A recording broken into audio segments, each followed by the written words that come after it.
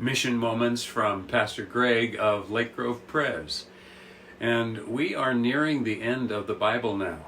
We're in the letter of James.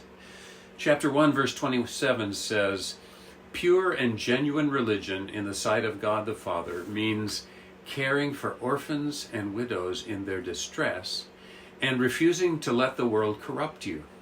Just one verse, with James saying that the kind of religion God respects helps us do two important things. We care for the vulnerable, and we filter out unhealthy influences from worldly human values. Both important, but I'm going to focus on the one that tends to fall into the mission camp, caring for the vulnerable.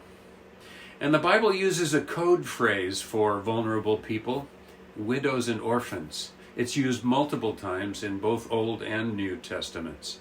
You could use other words, the sick, the houseless, the poor, whatever.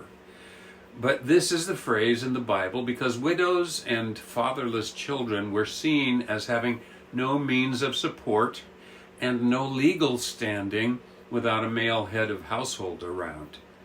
Now, that has changed in our society, not fully, but quite a bit.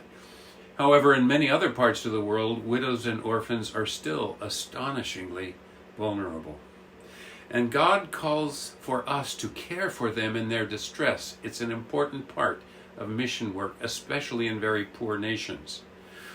Now, because this translation uses the word caring for orphans and widows, let's talk about the double meaning of that word.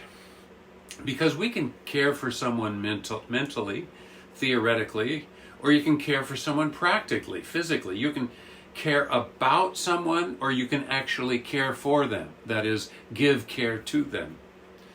And as we will see next week, this is a major concept for James. Theoretical care doesn't mean much for James unless it is completed by practical care.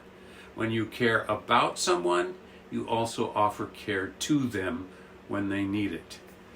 More about that next week. For now, hallelujah.